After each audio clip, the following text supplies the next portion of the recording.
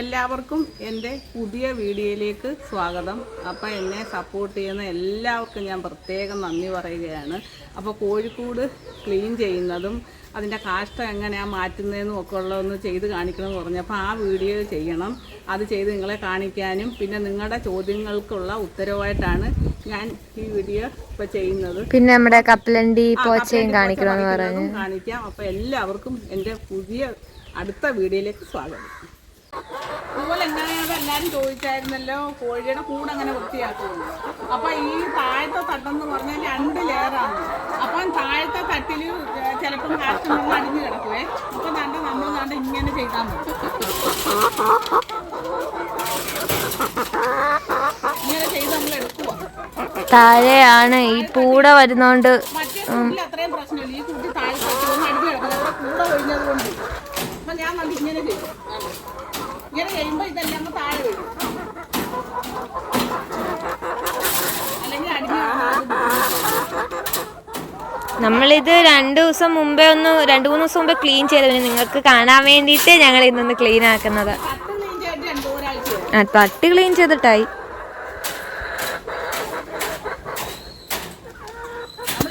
ചെയ്തു കൊടുക്കണം. അല്ലെ താഴെ വന്ന് അതിന്റെ കാക്ക രണ്ടാമത്തെ തട്ടിൽ ഒന്ന് കിടക്കും. ഇതേപോലെ അരിക്കൂടെ വന്നൊന്നും പിടിക്കാതിരിക്കാനായി 2 തട്ട്.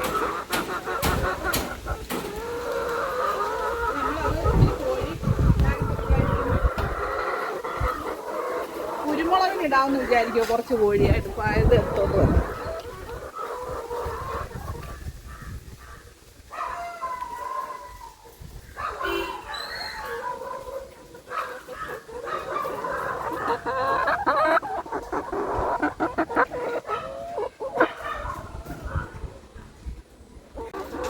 ഒന്ന് ക്ലീൻ ചെയ്യുകയാണ്. മണ്ണായതുകൊണ്ട് കുറച്ച് എളുപ്പത്തിൽ നമുക്ക് ക്ലീൻ ചെയ്തെടുക്കാൻ പറ്റും. ഉണങ്ങിയത് കിട്ടുവേ. മഴയും കൂടി ഇല്ലാത്തത് കൊണ്ട് നല്ല രീതിയിൽ ഉണങ്ങിയിട്ടുണ്ട്.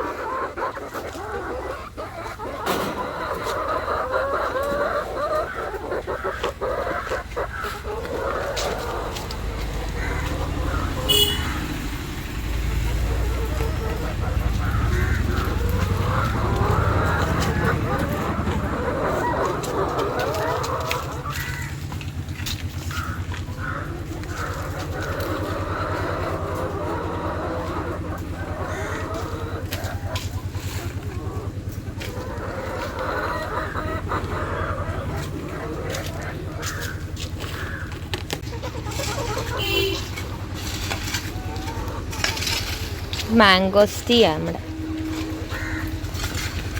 ഇത് നമ്മുടെ അത്തിപ്പഴം. ഇത് നമുക്ക് കഴിക്കാൻ പറ്റുന്നതാണോ അതോ കാട്ടത്തിപ്പഴമാണോന്ന് അറിയത്തില്ല. ഞങ്ങളിത് ഇതുവരെ കഴിച്ചിട്ടില്ല. ഇത് എഡിബിൾ ആണോ അല്ലയോ എന്നുള്ളത് അറിയാവുന്നവരുണ്ടെങ്കിൽ ഒന്ന് പറയണേ. ഞങ്ങൾ ഇതുവരെ ഇത് കഴിച്ചിട്ടില്ല.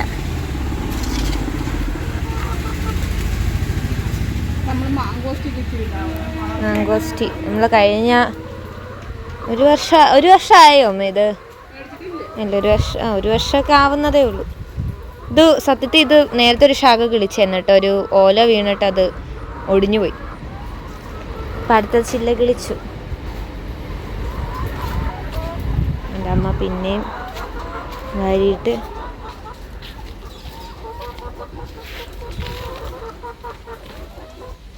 പ്രത്യേകിച്ച് വേറെ യാതൊരു ഇൻഗ്രീഡിയൻസും ചേരാത്ത നല്ല ശുദ്ധമായ വളമാണിത്.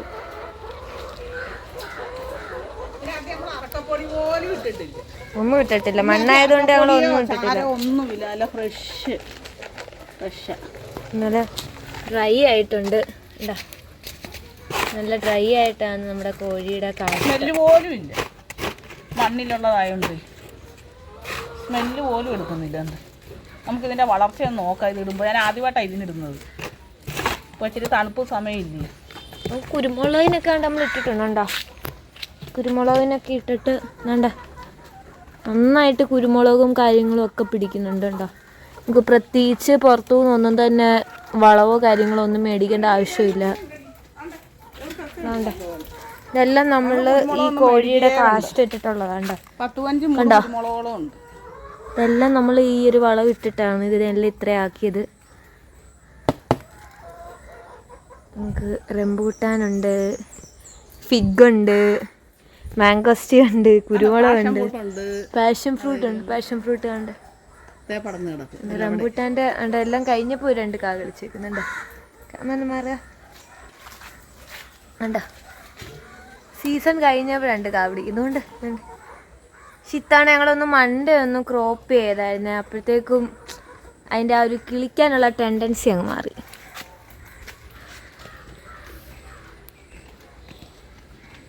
ബാക്കിയും കൂടെ അപ്പോൾ ഞങ്ങൾ ക്ലീൻ ചെയ്യട്ടെ.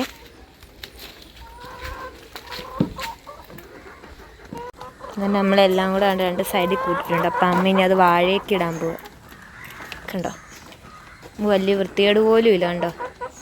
പിന്നെ മണ്ണാകുമ്പോൾ നമ്മൾ തൂക്കുന്ന സമയത്ത് മണ്ണൂടെ നമ്മൾ കോന്തി എടുക്കരുത്. ഒന്ന് ചെകഞ്ഞെടുക്കുന്നതല്ലാണ്ട് അമ്മ ഇനി വാഴയ്ക്കൊക്കെ ഇടാൻ പോവുക.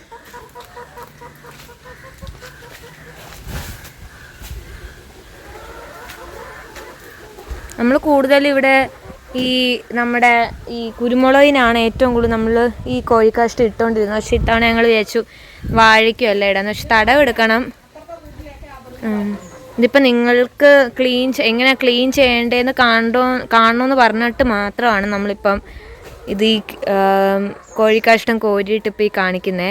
അല്ലെങ്കിൽ നമ്മൾ തടവൊക്കെ എടുത്തിട്ടാണ് നമ്മൾ ആക്ച്വലി ഈ വളമൊക്കെ ഇട്ട് കൊടുക്കേണ്ടത്. അല്ലെങ്കിൽ ഈ മഴയൊക്കെ പെയ്യുമ്പോൾ ഒലിച്ച് പോകും.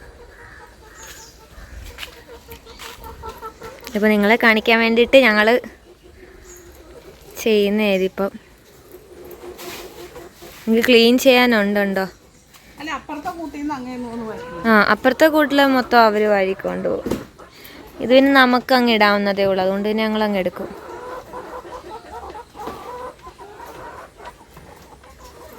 അവരുടെ ഇനി ഒരിക്കൽ ക്ലീൻ ചെയ്യുമ്പോൾ ഞങ്ങൾ കാണിച്ചു തരാം. അത് ഇതിനൊക്കെ കുറച്ചുകൂടെ പാടാണ് ക്ലീൻ ചെയ്യാനായിട്ട്.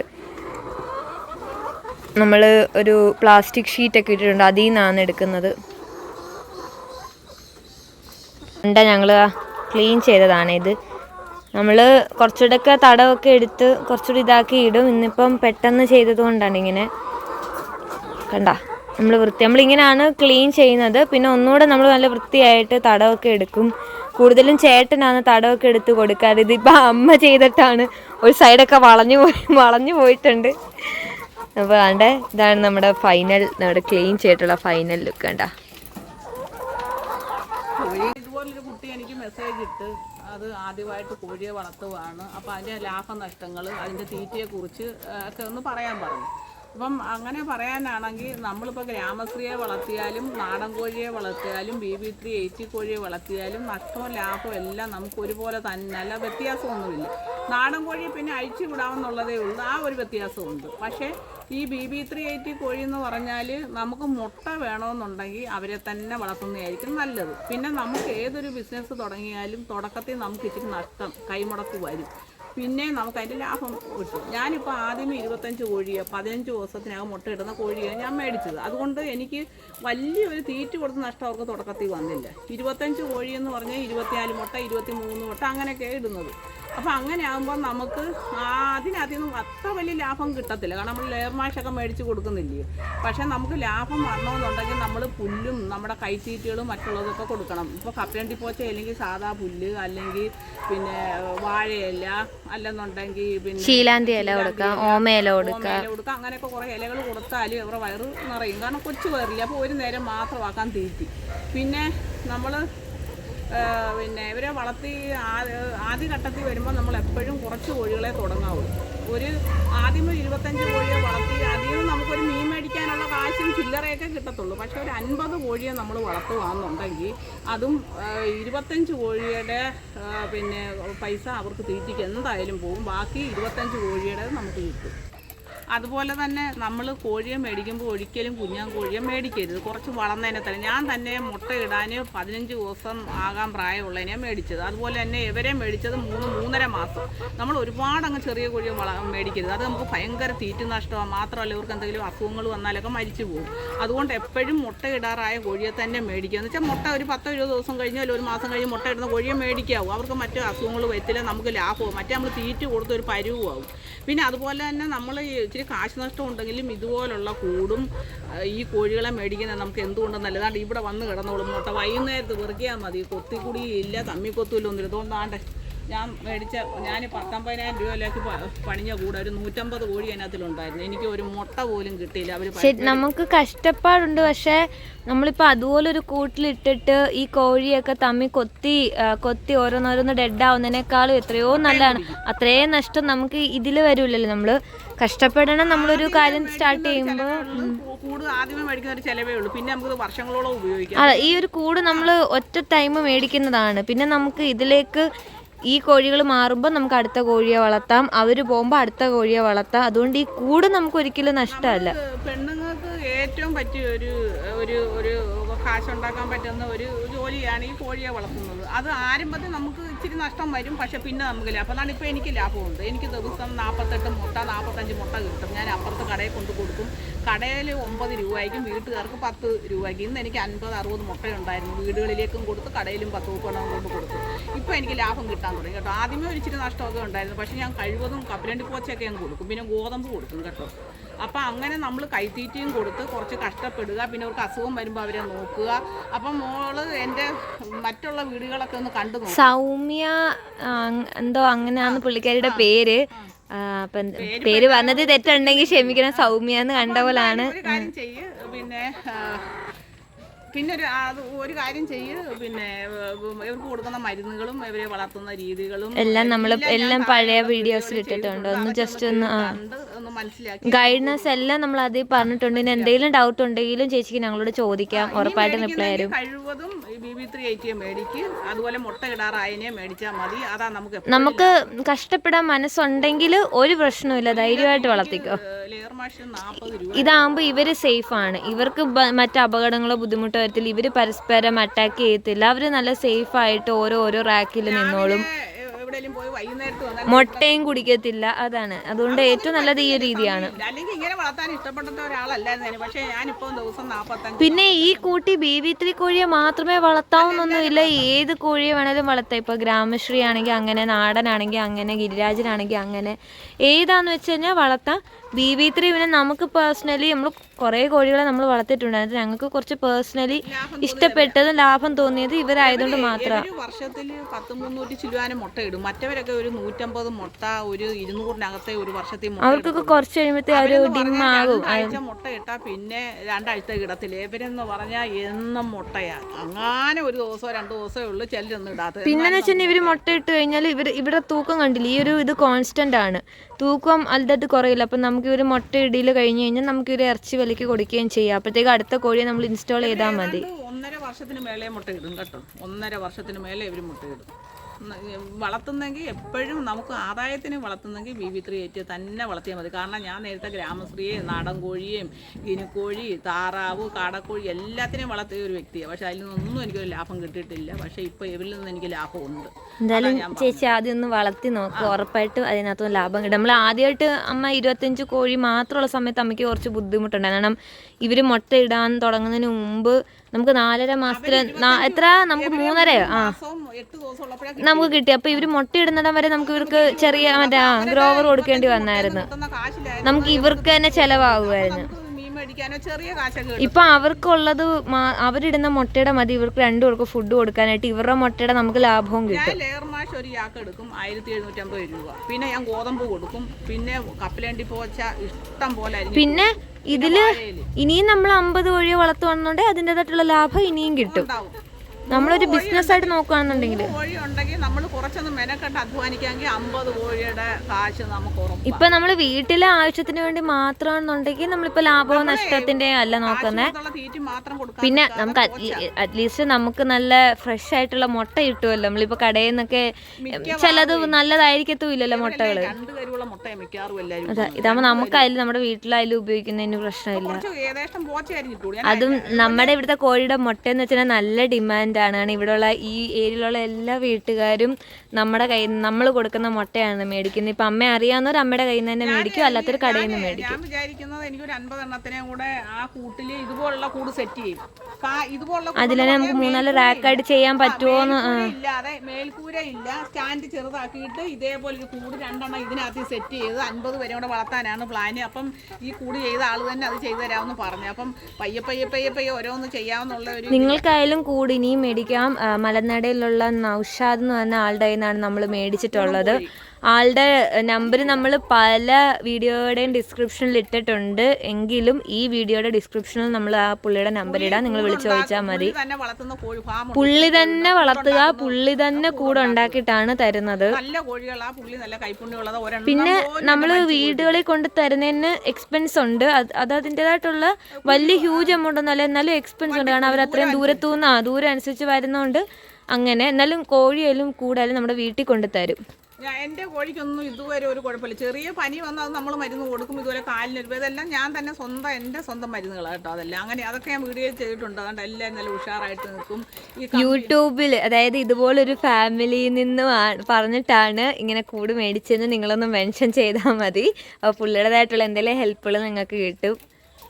ഞാൻ പറഞ്ഞിട്ടുണ്ട് ഇതുപോലെ. ഞാൻ പറഞ്ഞ പ്രകാരം ഒരുപാട് പേര് വിളിക്കുകയും കോഴിയെ മേടിക്കുകയും കൂട് മേടിക്കുകയും ചെയ്തിട്ടുണ്ടെന്ന് പുള്ളി എന്നോട് പറഞ്ഞിട്ടുണ്ട്. പുള്ളിക്ക് അത് വളരെ സന്തോഷമുണ്ട്. പുള്ളിയുടെ ഫാമിൽ ചെന്നൊരു വീഡിയോ ചെയ്യണമെന്ന് പുള്ളി എപ്പോഴും എന്നെ വിളിക്കും. നമ്മൾക്കൊരു സൗകര്യം കിട്ടാത്തത് കൊണ്ടാണ്. ഞാനും ബ്രദറും എനിക്ക് രണ്ടുപേർക്കും അതിൻ്റെ സമയം കിട്ടാത്തത് കൊണ്ട് ഇന്ന് ശനിയാഴ്ചയാണ്ട പകൽ വീഡിയോ ഒന്ന് ഇച്ചിരി എടുക്കാൻ പറ്റിയത്. അപ്പം റിപ്ലൈ എപ്പോഴേ തരണ ഞാൻ വിചാരിച്ച് എടുത്ത് പെട്ടെന്ന് പറഞ്ഞുതരാനുള്ള സമയം കിട്ടാതെ പോകും. അപ്പൊ ഇനി ഞങ്ങള് കപ്പലണ്ടി പോച്ച കാണിച്ചത് കുറേ പേര് കുറേ വീഡിയോയിൽ കമന്റ് അടിച്ചാണ്. കപ്പലണ്ടി പോച്ച കുളച്ചീരെന്നാണ് ചിലടത്ത് പറയുന്നത്. നമ്മളിവിടെ കപ്പലണ്ടി പോച്ചയെന്ന് പറയാറുണ്ട്. നമ്മുടെ ഇവിടെ തന്നെ ചിലവർ കുളച്ചീരയെന്നും പറയാറുണ്ട്. ഒന്നാമത്തെ നമുക്കിവിടെ കുറവാണ്. ഇപ്പൊ ഈ ഏരിയയിലുള്ള കുളച്ചീര മൊത്തം കപ്പലണ്ടി പോച്ച മൊത്തം അമ്മ പറിച്ചെടുത്തത് ഇവിടെ കുറവാണ്. നമുക്ക് ഇവിടെ തന്നെ ഒരു കൃഷി അങ്ങ് തുടങ്ങിയാലോ എന്ന് ചിന്തിക്കുകയാണ്. എവിടെ വേണേലും കിളിക്കും. ഇപ്പൊ നിങ്ങൾക്ക് വീട്ടിൽ തന്നെ കപ്പലണ്ടി പോച്ച വളർത്തുന്നുണ്ടെങ്കിൽ അങ്ങനെയും പറ്റും. എല്ലാം ഡീറ്റെയിൽ ആയിട്ട് നമ്മൾ ഇട്ടിട്ടുണ്ട്. എന്തെങ്കിലും സംശയം ഉണ്ടെങ്കിൽ പിന്നെയും ചോദിക്കാം, നമ്മൾ പറഞ്ഞുതരുന്നത്. ഇളക്കുന്നതുണ്ട്, ലിവറിന് കുഴപ്പം വരാത്തത്, മുട്ട ഇടാനുള്ളതും എല്ലാം കൊടുക്കുന്നുണ്ട് കേട്ടോ. അപ്പൊ ഇനി ഞങ്ങള് കപ്പലണ്ടി പോച്ച ഒന്ന് കാണിച്ചു തരാം. പേരെന്നോട് ഇതുപോലെ കപ്പലണ്ടി പോച്ച ഏതാ ഒന്ന് കാണിച്ചു തരാമോ ചേച്ചിന്ന് ചോദിച്ചു. അപ്പം പറിച്ച് കാണിക്കുന്നതിനേക്കാൾ നല്ലത് നിങ്ങൾ നേരിട്ട് കാണിക്കാമല്ലോ. അതാകുമ്പോൾ നിങ്ങൾക്ക് എവിടെയെങ്കിലും ഉണ്ട് പറിച്ച് കോഴിക്ക് കൊടുക്കാമല്ലോ. താണ്ടിത്ത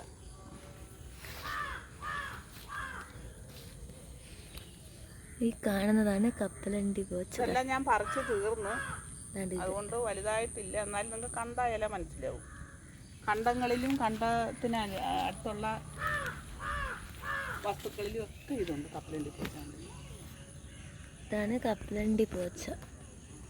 ഞാൻ പറിച്ചത് കാരണം കുറവാണ്. കുളച്ചീര മനസ്സിലാവും. ഇതാണ് കപ്പലണ്ടി പോച്ച. ഇവിടെ ഇഷ്ടം പോലെ ഉണ്ട്. ഇത് കുറേയൊക്കെ അമ്മ പറിച്ച് എടുത്തിട്ടുണ്ട്. ഇതെല്ലാം അങ്ങോട്ട് കിടക്കുന്ന എല്ലാം കപ്പലണ്ടി. വെള്ളം കണ്ടത്തിലോട്ട് ഇറങ്ങത്തില്ല ഇപ്പം. പിന്നെ അയ്യത്തൂന്നൊക്കെയാണ് പറിക്കുന്നത്. എല്ലാവരുടെയും സംശയം മാറി എന്ന് വിശ്വസിക്കുന്നു. അമ്മ കണ്ടത്തിലോട്ട് വന്നപ്പോഴത്തേക്ക് അമ്മയുടെ മക്കളും വന്നത്. ഒരുത്തിന് അങ്ങോട്ട് വന്ന് വിട്ടു. ഞാൻ പറിച്ച കപ്പലണ്ടി പോച്ചയാണിത്. നമ്മളൊരു വട്ടിക്കകത്ത് നിറച്ച് നമ്മൾ പറിച്ചു. കുറച്ചുകൂടെ കണ്ടത്തിലോട്ട് കാണിച്ചില്ല. കണ്ടത്തിലോട്ട് കേറിയിട്ട് വേണം എടുക്കാനായിട്ട്. നമുക്കത് പകുതി നമ്മൾ വെച്ച് വെള്ളം കാണാൻ നിറഞ്ഞിരിക്കുന്നു. അപ്പൊ നമ്മുടെ മിട്ടോടെ പോയി മിട്ടൂട്ടൻ ഇതുവരെ എൻ്റെ കീഴിലുണ്ടായിരുന്നേ, അങ്ങോട്ട് പോയി. അപ്പം ഞങ്ങളുടെ കുഞ്ഞാണ് കാണിച്ചു തന്നത് അവിടെ പറിക്കാം, വെള്ളമില്ല. അങ്ങനെ അവൻ കാണിച്ചു തന്നോണ്ട് അവൻ അവിടെ നിന്ന് കണ്ടോണ്ട് അകത്തോട്ട് ഇറങ്ങി പറിച്ചു. കണ്ടോ നല്ല ഫ്രഷ്, നമുക്ക് നല്ല ഫ്രഷ് പുല്ലുണ്ടോ. ഇനി ഇത് അമ്മ കുഞ്ഞു കുഞ്ഞായിട്ട് അരിഞ്ഞരിഞ്ഞരിഞ്ഞരിഞ്ഞ് ഇട്ടവർക്ക് കൊടുക്കും. ഇന്ന് എനിക്ക് കിട്ടി ഇന്നത്തെ മുട്ട ഉച്ചയായപ്പോഴത്തേക്ക്. ഇത് 20 എണ്ണം ഞാനൊരു വീട്ടിൽ കൊടുക്കാൻ വെച്ചേക്കുവാണ്. ഇതിപ്പോൾ ഞാൻ കടയിൽ കൊണ്ട് കൊടുക്കാൻ പോകും. മൊത്തം 50 മുട്ടയുണ്ട്. ഇന്നത്തെ മുട്ട എൻ്റേത്. അതാണ് ഞാൻ പറഞ്ഞത്, നമ്മൾ നല്ലപോലെ നോക്കിയാൽ നമുക്ക് ആദായം കിട്ടും. അപ്പം ഞാൻ കടയിൽ മുട്ട കൊടുക്കാനായിട്ട് പോകും.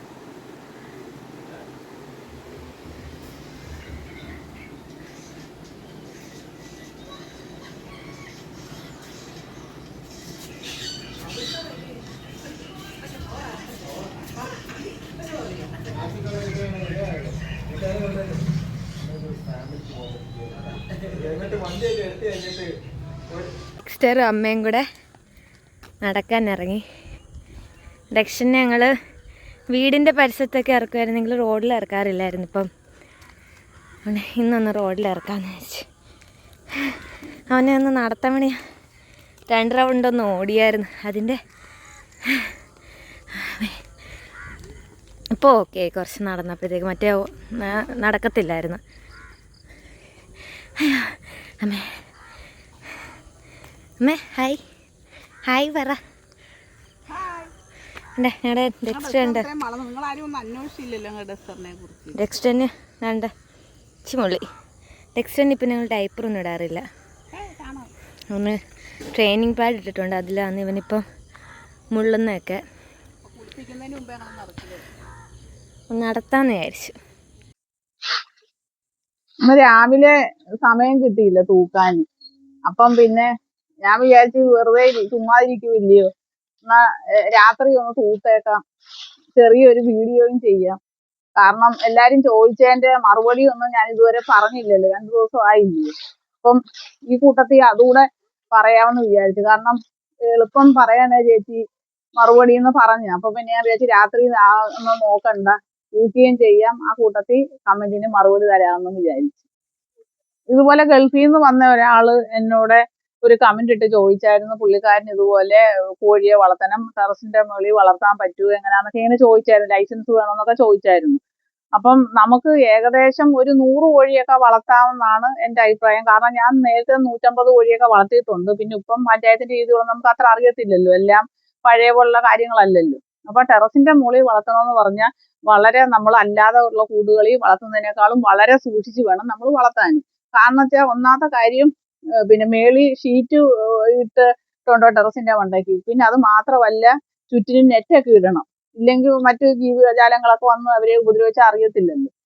അതുപോലെ നമ്മൾ ടെറസിന്റെ മണ്ടയ്ക്ക് വളർത്തുമ്പം പിന്നെ നമ്മൾ നിലത്ത് കോഴികളെ ഇട്ട് വളർത്തുന്നതിനേക്കാളും വളരെ സൂക്ഷിക്കണം. കാരണം ഒന്നാമത്തെ കാര്യം എന്ന് പറഞ്ഞാൽ ഒരു 3-4 ദിവസം ആകുമ്പോൾ നമ്മൾ കാഷ്ടം നീക്കം ചെയ്യേണ്ടി വരും, അല്ലെങ്കിൽ അത് സ്മെല്ല് ഇങ്ങനെ മണ്ടഭാഗത്തിൽ നല്ലപോലെ വ്യാപിക്കും. പിന്നെ അത് മാത്രമല്ല, കാഷ്ടത്തിന് വലിയ സ്മെല്ല് വരാതിരിക്കാനും കാഷ്ടം നല്ലപോലെ വെള്ളാംശം വരാതിരിക്കാനും കുമ്മായം കൂടി ഇട്ടാൽ മതി. എന്നിട്ട് നമ്മൾ നല്ലപോലെ സൂക്ഷിച്ച് വളർത്തണം. എന്നിട്ട് കറക്റ്റായിട്ട് മരുന്നുകൾ കൊടുക്കണം. പിന്നെ അവരെ വേണ്ടുന്ന രീതി പരിപാലിക്കണം. നമ്മൾ അതിന് മടി വിചാരിക്കരുത്, കഷ്ടപ്പെടാൻ തന്നെ തുനിഞ്ഞിറങ്ങണം, എന്നാലേ നമുക്ക് അത് വിജയം കിട്ടത്തുള്ളൂ. അസുഖമൊക്കെ വന്നാലും നമ്മൾ ചികിത്സിച്ച് മാറ്റാൻ ശ്രമിക്കണം. പിന്നെ എൻ്റെ താഴോട്ടുള്ള വീടുകളൊക്കെ എടുത്ത് നോക്കിക്കഴിഞ്ഞാൽ ഇവരെ എങ്ങനെ നോക്കണമെന്നുള്ളതും ഇവർക്ക് കൊടുക്കുന്ന മരുന്നുകളും സകല കാര്യങ്ങളും ഡീറ്റെയിൽ ആയിട്ട് ഞാൻ വീഡിയോകൾ ഒരുപാട് ചെയ്തിട്ടുണ്ട്. അപ്പൊ അതൊക്കെ നോക്കിക്കഴിഞ്ഞാൽ നമുക്ക് നല്ലപോലെ മനസ്സിലാക്കാൻ പറ്റും. പിന്നെ അത് മാത്രമല്ല, പിന്നെ ഒരു 100 കോഴി എന്തായാലും വളർത്തിക്കോ, കുഴപ്പമില്ല കേട്ടോ. അതിൽ കൂടുതൽ വേണമെന്നുണ്ടെങ്കിൽ നമ്മൾ അന്വേഷിച്ചിട്ട് വളർത്തിയാൽ മതി. അതുപോലെ തുടക്കമാകുമ്പോൾ നമ്മളൊരു 50-100 കോഴിയൊക്കെ വളർത്തിയാൽ മതി, അതായിരിക്കും നമുക്ക് നല്ലത്. കാരണം ഒരുപാട് കോഴിയാകുമ്പോൾ നമുക്ക് നോക്കാനുള്ള ഒരു ബുദ്ധിമുട്ടൊക്കെ ചിലപ്പം വന്നെന്നിരിക്കും. അപ്പൊ ഇതുപോലുള്ള കൂടും കോഴിയും ഒന്നിച്ച് വേണമെന്ന് ആഗ്രഹം ഉണ്ടോ, അറിവുള്ളണം വല്ല ഉണ്ടോ, അതോ വേണമെന്ന് ആഗ്രഹം ഉണ്ടെങ്കിൽ എന്നോട് കമന്റ് ഇട്ട് ചോദിച്ചാൽ മതി. ഇതുപോലെ കൂടും കോഴിയും മേടിക്കുന്ന സ്ഥലം ഞാൻ പറഞ്ഞു തരാം. ഇത് വേണമെങ്കിൽ ഇത് ടെറസിന്റെ മുകളിലും കൊണ്ടുപോക്കാം.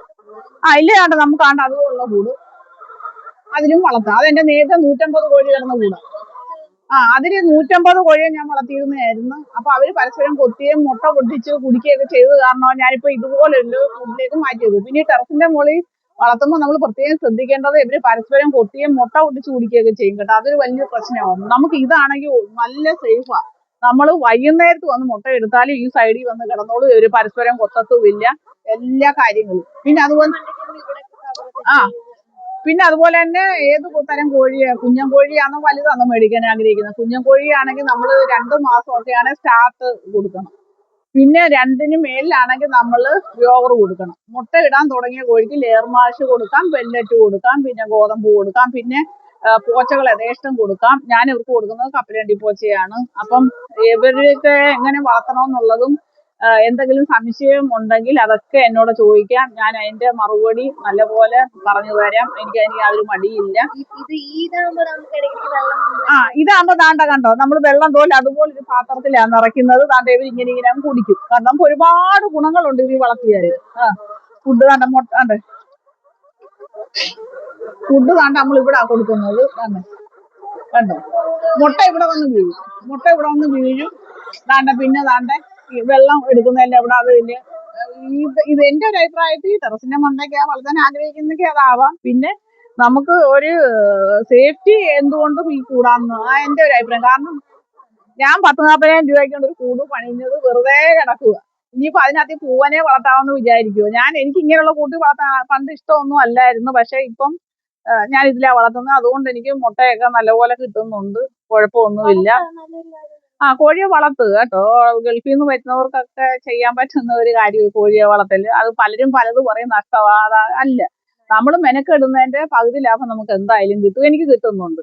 പിന്നെ അതുപോലെ അസുഖങ്ങൾ വന്ന് അവരെ നോക്കാനുള്ള മനസ്സും പിന്നെ അതിനുവേണ്ടി മെനക്കെടാനുള്ള ഇവർക്ക് പല തരത്തിലുള്ള അസുഖങ്ങൾ വരുമ്പോൾ ഞാനത് ചെയ്ത് മാറ്റുന്നുണ്ട്. അതൊക്കെ ചെയ്യുന്നതും മാറ്റുന്നതും എല്ലാം ഞാൻ വീഡിയോ ഇട്ടുണ്ട്. എൻ്റെ മറ്റുള്ള വീഡിയോകളൊന്ന് കയറി കണ്ടു കഴിഞ്ഞാൽ തീർച്ചയായിട്ടും അതിനുള്ള മറുപടികളെല്ലാം കിട്ടുന്നതായിരിക്കും. പിന്നെ ഇനി എന്തെങ്കിലും സംശയം ഉണ്ടെങ്കിൽ എന്നോട് ചോദിക്കാൻ, ഞാൻ വിശദമായിട്ടും പറഞ്ഞു തരാം. അപ്പൊ ഇതുപോലെ എനിക്കൊരു കമന്റ് വന്നിട്ടുണ്ട്, കോഴിക്കാഷ്ടത്തിന്റെ അതെങ്ങനെയാ വൃത്തിയാക്കുന്നതെന്നും അതെങ്ങനെയാ നീക്കം ചെയ്യുന്നതെന്നും ഒക്കെ ഒന്ന് പറയണേന്ന് പറഞ്ഞു. അപ്പം ഞാനെന്ന് പറയുന്നത് ആഴ്ചയിൽ ഒരിക്കലാണ് കോഴിക്കാഷ്ടം നീക്കം ചെയ്യുന്നത്. ഇതുപോലെ അറക്കപ്പൊടി ഇടുന്നത്. ഇന്നിപ്പോ അപ്പുറത്തുനിന്ന് ഒന്ന് വാരിക്കൊണ്ട് പോയി.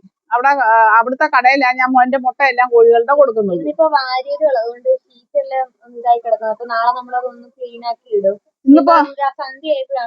വാരിക്കൊണ്ട് പോയത്.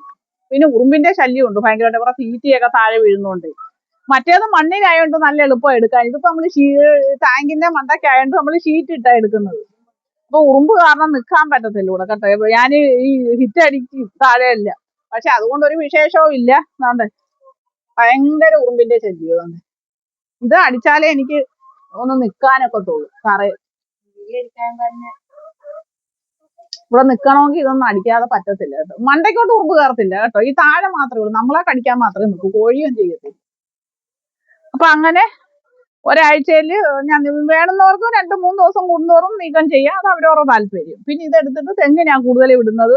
പിന്നെ അപ്പുറത്തുള്ളത് എടുത്തിട്ട് കുരുമുളകിനിടും, വാഴയ്ക്ക്, മുളകിനും ഒക്കെ ഞാൻ കുറേശ്ശെ ഇടും. കൂടുതൽ അവിടെ പിന്നെ അതുപോലെ തന്നെ നമുക്ക് ഇതിനകത്ത് കുമ്മായം ഇടാം കേട്ടോ. കുമ്മായം ഇടാമെന്നുണ്ടെങ്കിൽ നമുക്കിപ്പം കോഴിക്കാഷ്ടം വിൽപ്പനയൊന്നും ഇല്ലല്ലോ. വിൽക്കുന്നവരെങ്ങനെയാന്ന് പറയാം, ഈ കോഴിക്കാഷ്ടത്തിന്റെ കുമ്മായം ഇടുന്നത്. കുമ്മായം ഇടുമ്പോൾ ഈ കോഴിക്കാഷ്ടം കൊണ്ടാകുമ്പോൾ നല്ല അരിപ്പൊടി പോലെ പൊടിഞ്ഞു കിടക്കും. അപ്പൊ അത് ചാക്കിനകത്ത് കയറ്റി വെച്ചിട്ട് 50 രൂപ ഒരു ചാക്കിന് അത് വിൽക്കുകയും ചെയ്യാം. ഞാനിപ്പോ വിൽക്കുന്നൊന്നുമില്ല, അപ്പുറത്ത് എടുത്തോണ്ട് പോകും. പിന്നെ വേണമെന്നൊക്കെ ഞാൻ ഇവിടെ ഇടുകയും ചെയ്യും. അതുകൊണ്ട് ഞാൻ അറക്കപ്പൊടി ഇടുന്നത്. ഇനിയിപ്പം കുമ്മായം കൂടെ ഇടാമെന്ന് വിചാരിക്കും. കുമ്മായം ഇട്ടാൽ വേറെ ഗുണമെന്ന് പറഞ്ഞാൽ സ്മെല്ലില്ല കേട്ടോ. ഈ തടിയുടെ ഇട്ടാലും 3-4 ദിവസം ആകുമ്പോൾ തടിക്കൊരു സ്മെല്ല് വരുമല്ലോ. പിന്നെ ചാരം നല്ലതാ, ചാരം ഇല്ല അടുപ്പ് കത്തിക്കാത്തതുകൊണ്ട്. അപ്പൊ അങ്ങനെ അങ്ങ് ക്ലീൻ ചെയ്താൽ മതി. അപ്പൊ പ്രശ്നമൊന്നുമില്ല. ഇനി അപ്പുറത്ത് പോയി നിന്ന് കാര്യമില്ല. അവിടെ കുറച്ച് തൂക്കാനുണ്ട്. ഇവിടെ ഉറുമ്പുകടി കാണാൻ നിൽക്കാൻ മതി.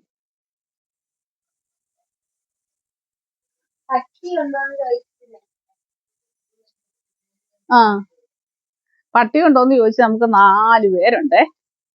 ഇതാണ് എന്റെ ചിക്കു. ഇത് ഞങ്ങളുടെ ആദ്യത്തെ പട്ടിയാണേ. ഇവന് 10-14 വയസ്സുണ്ട്. ഞങ്ങൾ ഇങ്ങനെ ചികിത്സിച്ച് മരുന്നും ഒക്കെ കൊടുത്ത് അപ്പുറത്ത് ഒരാൾ വയ്യാതെ നടപ്പുണ്ട്. പിന്നെ അടുത്ത ആളെന്ന് പറഞ്ഞാൽ ചൂല് കണ്ട അവൾക്ക് പേടിയാണ്. ഞാനത് മാറ്റാം. വാക്കളെ അമ്മയുടെ പൊന്നിങ്ങി വന്നേ. ചൂല് കണ്ട എന്റെ കുഞ്ഞിനെ അങ്ങ് പേടിയാണേ. ഇത് മാറി കണ്ണു വയ്യാതിരിക്കും. നമ്മള് മരുന്ന് കൊടുത്തോണ്ടിരിക്കും. ഇവർക്ക് മറ്റൊരു പൊന്നേ എന്താടി കണ്ണുപാവാണ്. നമുക്ക് മരുന്ന് ഒഴിക്കുമ്പോൾ മാറും കേട്ടോ. ഇതാ ഒരാള് ഫ്രണ്ടിലുണ്ട്, ടോബി. അയാൾക്ക് പിന്നെ പനിയായി. അപ്പം അതിന് നമുക്ക് ഏകദേശം ഒരു 10,000 രൂപയുടെ ചെലവാ അതിനെ ചികിത്സിക്കുന്നതിന്. അവന് തിക്ക് പനി. അതെങ്ങനെ വന്നെന്ന് അറിയാൻ വയ്യ. അവൻ കാർ ഷെഡിലാണ് കിടക്കുന്നത് പോലും. നമ്മൾ പുറത്തോട്ട് വിടത്തത് പോലും ഇല്ല. നമ്മൾ ഈ കോമ്പൗണ്ടിനുള്ളിലേ വിടത്തുള്ളൂ.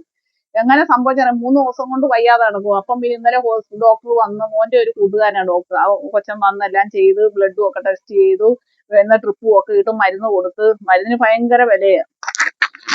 നിങ്ങളും അതൊന്ന് ശ്രദ്ധിക്കണം. ഇപ്പം നായ വളർത്തുന്നവരാണെന്നുണ്ടെങ്കിൽ ഇപ്പം നമ്മുടെ പട്ടിക്കുട്ടി ഇപ്പം നോർമലി ചിലപ്പോൾ നല്ല രീതിയിൽ ആഹാരം കഴിക്കുന്നവരായിരിക്കും, അല്ലെങ്കിൽ നോർമൽ ആയാലും കഴിക്കുന്നവരായിരിക്കും. അവരിപ്പോ ഒരു 2 ദിവസത്തേക്കൊക്കെ അടുപ്പിച്ച് 2 ദിവസത്തിൽ കൂടുതൽ അടുപ്പിച്ച് ആഹാരം ഒന്നും കഴിക്കുന്നില്ല, ഫുഡിനോട് ഇൻട്രസ്റ്റ് കാണിക്കുന്നില്ലെന്നുണ്ടെങ്കിൽ എത്രയും പെട്ടെന്ന് ഒരു വെറ്റിനറി ഡോക്ടറിനെ കാണിക്കുന്നത് നല്ലതായിരിക്കും. ഇപ്പൊ ഞങ്ങൾക്കായാലും അവൻ അത്യാവശ്യം ആഹാരമൊക്കെ കഴിക്കും, ആഹാരത്തിനോട് ഇൻട്രസ്റ്റ് ഉള്ള ആളുമാണ്. നല്ലപോലെ ആഹാരം കഴിക്കുന്ന ഒരു ആളാണ്. അപ്പം അവന് ഇതുപോലെ 2-3 ദിവസമായിട്ട് ആഹാരം ഒന്നും കഴിക്കാത്തത് കണ്ടപ്പോഴാണ് ഞങ്ങൾക്ക് ഡൗട്ട് തോന്നിയിട്ട് നമ്മൾ ഡോക്ടറിനെ വിളിച്ചത്. വിളിച്ചപ്പോഴാണ് മനസ്സിലായത് ഏതോ ടിക്ക് എന്തോ കടിച്ചതാണ്, എന്തോ ഒരു ടിക്ക് ഇൻഫെക്ഷൻ ഉള്ള ഏതോ ഒരു ടിക്ക് കടിച്ചതാണ്. അപ്പം ടിക്ക് കടിച്ചതാണ്. ഇപ്പൊ അത് കാരണം അവനതിന്റെ ഒരു ഇൻഫെക്ഷൻ കേറിയിട്ട് ഇപ്പം ബ്ലഡ് ഭയങ്കര ലൂസായി, ക്ലോട്ട് ആവാൻ ഭയങ്കര ബുദ്ധിമുട്ട്.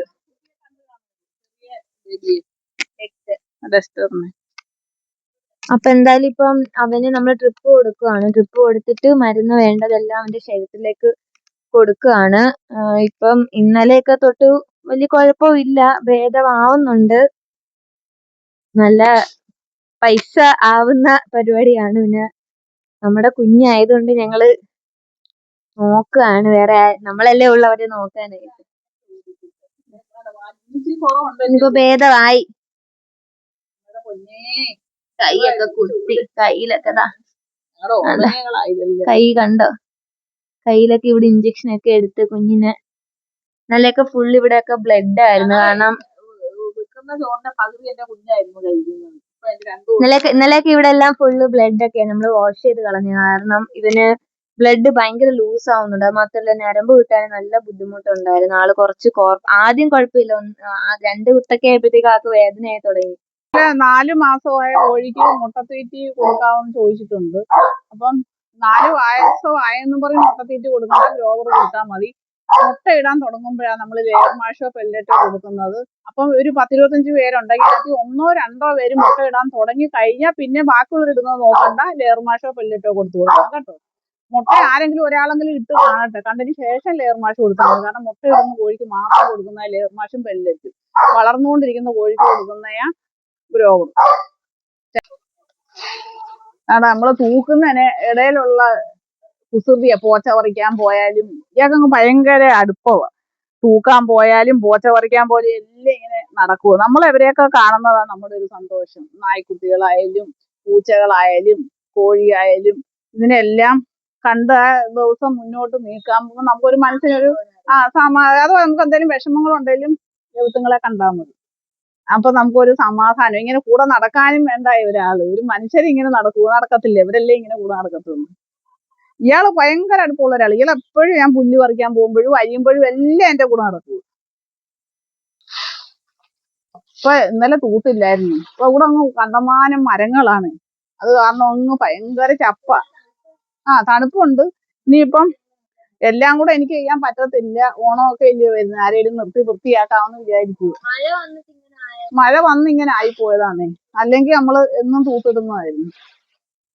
മൊത്തം കരിയിലാണ്, മൊത്തം വൃക്ഷങ്ങളാണ്ട. ഇങ്ങോട്ട് കണ്ട മാവും പ്ലാവും കാടാ, ഇവിടെ കാട്. ഒരു വനമാന്ന് പറയുന്നതായിരിക്കും നല്ലത് ഒന്നുകൂടെ. പിന്നെ ചെടികൾ, ഇതെല്ലാം കാരണം ചെടികളും ഒരു സന്തോഷം. പിന്നെ പച്ചമുളക്, കുറച്ച് പച്ചമുളക് ഉള്ളു, അല്ലാതെ നേരത്തെ കോവലും പാവലും ഒക്കെ ഉണ്ട്, ഇപ്പൊ അതൊന്നും ഇല്ല. ഇതാണ്ട് ഈ ചെടിയുടെ പേരറിയാൻ നേരത്തെ ഒന്ന് ചോദിച്ചായിരുന്നേ, അന്നേരം ആരും പറഞ്ഞില്ല. ഇത് മണിമുല്ലയെ, അതിവിടെ എല്ലാം കിളിച്ചിറങ്ങി നിൽക്കുവാണേ. എന്താ നമ്മളങ്ങ് ഇറക്കിയതാ. നേരത്തെ വേറെ ഒരു ചെടിയായിരുന്നു ഞങ്ങൾ പടത്തിയിട്ടിരുന്നത്. പിന്നെ ഇവിടൊക്കെ പച്ചമുളകുകളും ഇപ്പൊ മേളോട്ടെടുത്ത് വെച്ചിരുന്നത്. പിന്നെ പച്ചമുളകും ഒക്കെ, കാന്താരി മുളകും ചരടൻ മുളകും ഒക്കെ ഉണ്ട്. കറിവേപ്പ്, അങ്ങനെയൊക്കെ ഉള്ള ചെറിയ ചെറിയ കൃഷി. നേരത്തെ കോവലും പാവലും പയറും ഒക്കെ ഉണ്ടായിരുന്നു, ഇപ്പൊ ഒന്നുമില്ല. പിന്നെ ഞങ്ങൾക്ക് ചൗചൗവും ഒക്കെ ഉണ്ടായിരുന്നു. പിന്നെ പേരയായി, റംബൂട്ടാനായി, ചാമ്പയായി, അത്തിക്കായി, അങ്ങനെയൊക്കെ കുറച്ചൊക്കെ ഉണ്ട്.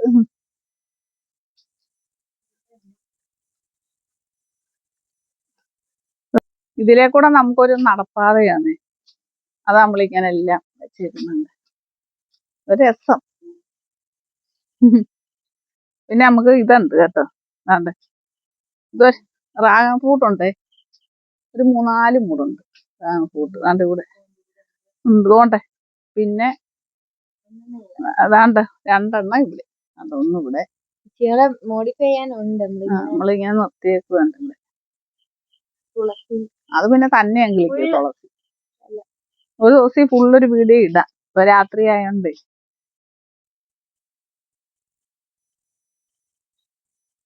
ഈ യൂട്യൂബ് ഇട്ട് തുടങ്ങിയതിന് ശേഷം എനിക്ക് വളരെ മനസ്സിന് സന്തോഷമാണ്.